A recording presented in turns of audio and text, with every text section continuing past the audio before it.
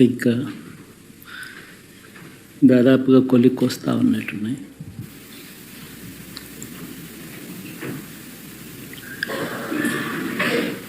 చూసిన ఫలితాలు, జరిగిన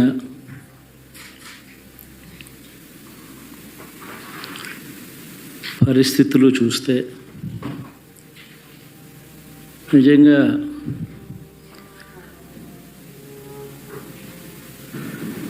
ఆశ్చర్యంగా కూడా ఉన్నాయి.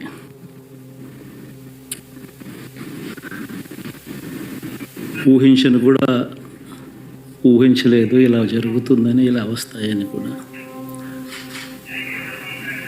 బట్ ఎస్,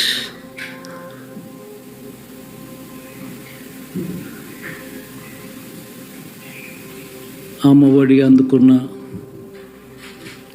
53 లక్షల మంది తల్లులకు మంచి చేసిన, పిల్లలు బాగుండాలి, వాళ్ళ చదువులు బాగుండాలని తాపత్రయపడుతూ అడుగులు వేసాను. మరి అక్క చెల్లెమ్మల ఓట్లు ఏమయ్యాయో తెలీదు.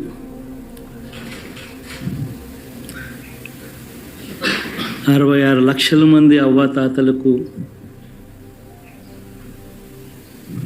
వితంతులకు, వికలాంగులకు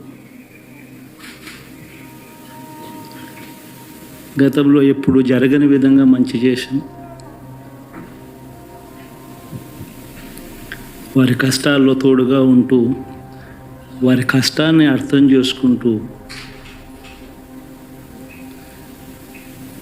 వారి ఇంటికే పంపించే వ్యవస్థను సైతం తీసుకొస్తూ,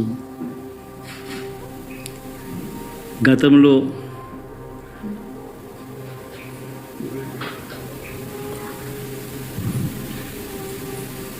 మా ప్రభుత్వం అధికారంలోకి రాకమునుపు ఇస్తూ ఉన్న చాలని పెన్షన్ నుంచి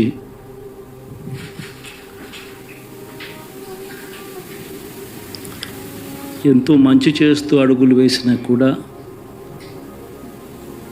ఆ అవ్వాతాతలు చూపిన ఆప్యాయత ఏమైందో కూడా తెలియడం లేదు. దాదాపుగా 1,05,00,000 మందికి పొదుపు సంఘాల అక్క చెల్లెమ్మలకు మంచి జరిగిస్తూ,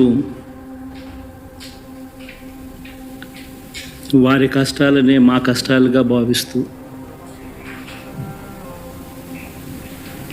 ఇచ్చిన ఏ మాట తప్పకుండా అన్ని రకాలుగా వాళ్ళకు అండగా ఉంటూ, ఆసరాతో తోడుగా ఉన్నాం. 0 వడ్డీతో సైతం అండగా ఉన్నాం. చేయూత సైతం తోడుగా ఉంటూ నిలిచాం. మరి ఆ 1,05,00,000 మంది అక్క చెల్లెమ్మల ప్రేమాభిమానాలు ఏమయ్యాయో తెలియవు. 26 లక్షల మంది చేయూతను అందుకుంటున్న అక్క చెల్లెమ్మలు, వారి ఆప్యాయత ఏమైందో తెలీదు.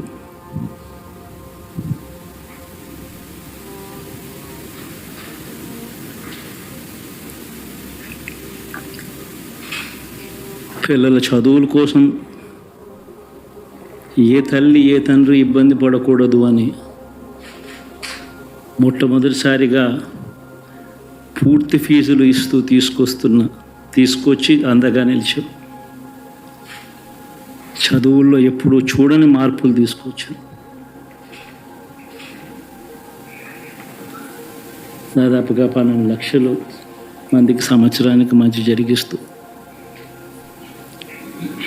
ఆ పిల్లలు, ఆ తల్లుల అభిమానం ఏమైందో కూడా తెలియదు.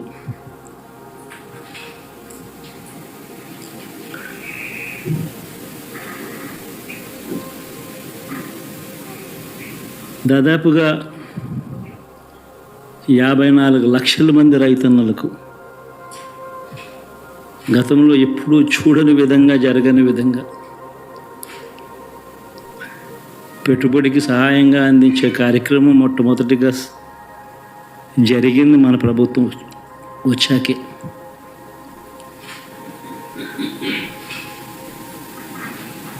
మరి అంతగా రైతన్నలకు తోడుగా ఉంటూ రైతన్నలకు రైతు భరోసా ఇవ్వడం కానీ,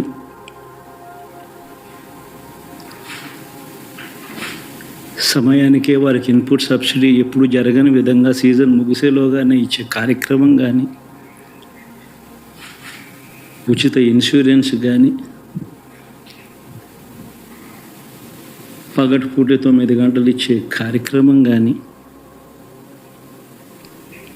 ఉచిత విద్యుత్ ఇచ్చే కార్యక్రమం కానీ,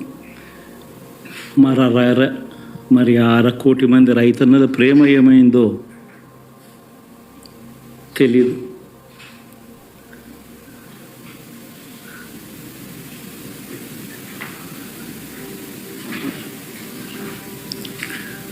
మరి ఇన్ని కోట్ల మందికి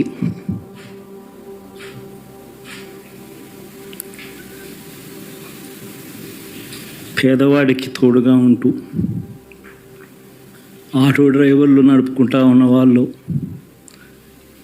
ఆటోలు తోలుకుంటూ టాక్సీలు తోడుకుంటూ ఇబ్బంది పడకూడదని వారికి అండగా ఉంటూ వాహనమిత్ర,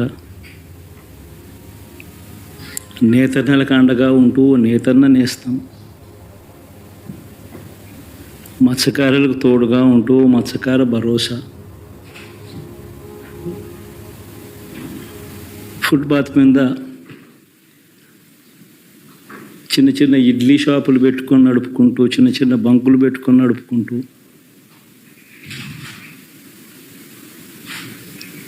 చిన్న చిన్న వ్యాపారాలు చేసుకుంటా ఉన్న వీళ్లకు, నా అక్క చెల్లెమ్మలకు, నా అన్నదమ్మలకు మంచి జరగాలని ఆరాటపడుతూ వాళ్ళకు ఒక తోడు,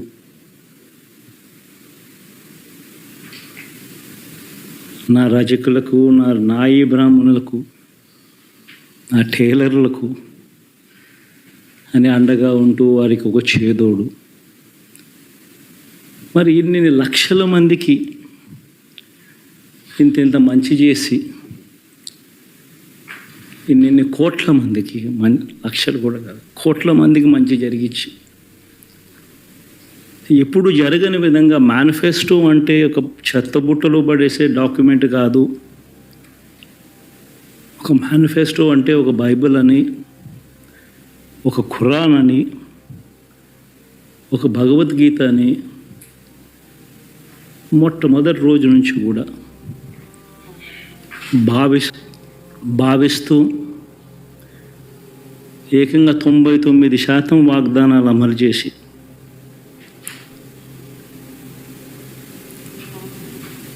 అంతే చిత్తశుద్ధితో ఆ మేనిఫెస్టోను కూడా అక్క చెల్లెమ్మల ఇంట్లోకి తీసుకొని వెళ్ళి చూపించి మీరే టిక్కు పెట్టండి అనే నిబద్ధత గల ప్రభుత్వంగా పనిచేసాం. ఇప్పుడు జరగని విధంగా పిల్లల చదువులు, పేదరికం పోవాలి అని అంటే పిల్లల చదువులకు క్వాలిటీ ఎడ్యుకేషన్ అవసరం అని మొట్టమొదటిసారిగా ఇంగ్లీష్ మీడియంను వ్యతిరేకిస్తున్న వాళ్ళందరూ పెత్తందారులతో యుద్ధం చేసి సైతం పిల్లలకి ఇంగ్లీష్ మీడియం తీసుకొని రావడమే కాకుండా టోఫుల్, ఐబీ లాంటి కళలు కూడా కలం.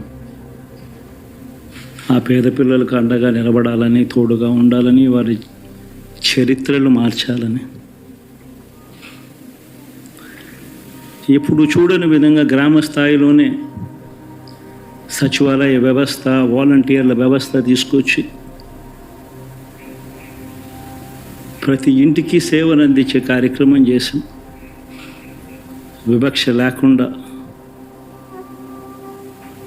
కరప్షన్ లేకుండా దాదాపుగా 2,70,000 కోట్ల రూపాయల పైచిలకు ఇంటి వద్దకి అందించగలిగాం.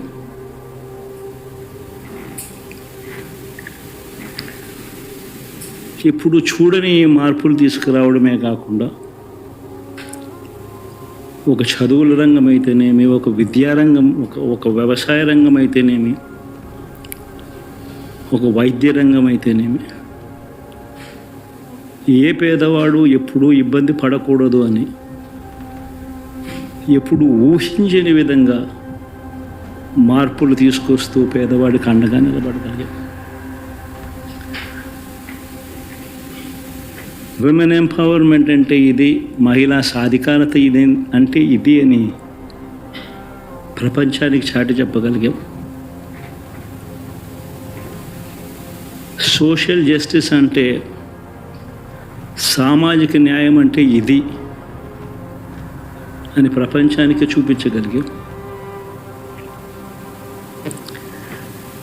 మరి ఇన్ని గొప్ప మార్పులు చేసిన తర్వాత, ఇన్ని కోట్ల మందికి మంచి జరిగిన తర్వాత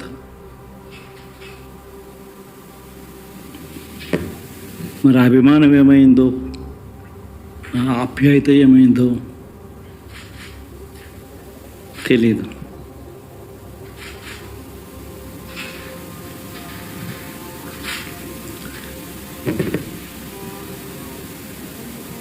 ఎవరో మోసం చేశారు, ఎవరో అన్యాయం చేశారు అని చెప్పి అనొచ్చు, కానీ ఆధారాలు లేవు.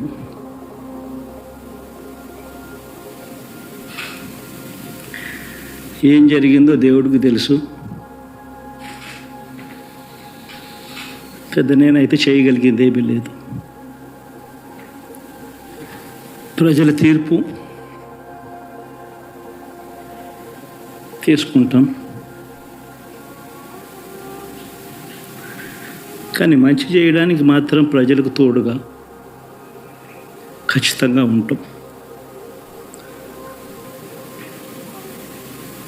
వాయిస్ ఆఫ్ ది వాయిస్లెస్ కింద ఈ పార్టీ తాను చేయాల్సిన పని తప్పకుండా చేస్తుంది. పేదవాడికి అండగా ఉండే కార్యక్రమంలో ఎప్పుడూ కూడా పేదవాడికి తోడుగా ఉంటూ గలం వెప్పుతుంది, పేదవాడికి అండగా నిలుస్తుంది.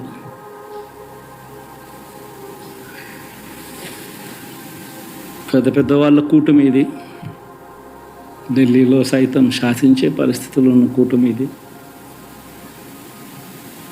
ఆ కూటమిలో ఉన్న బీజేపీకి, ఆ కూటమిలో ఉన్న చంద్రబాబు గారికి, ఆ కూటమిలో ఉన్న పవన్ కళ్యాణ్ గారికి, అందరికీ కూడా వాళ్ళ గొప్ప విజయానికి అభినందనలు.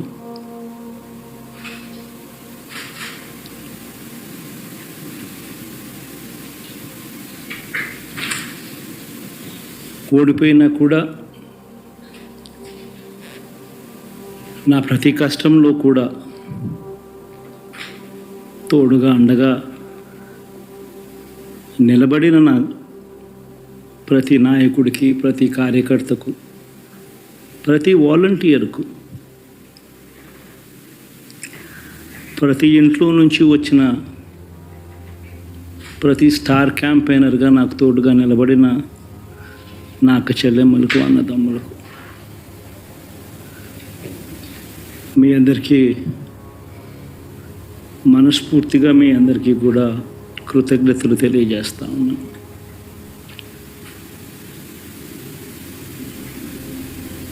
ఏం జరిగిందో తెలియదు, కానీ ఏమి చేసినా, ఎంత చేసినా ఇంకా 40% ఓటు బ్యాంకు మాత్రం తగ్గించలేకపోయారు. ఖచ్చితంగా మళ్ళీ ఇక్కడి నుంచి లేస్తాం.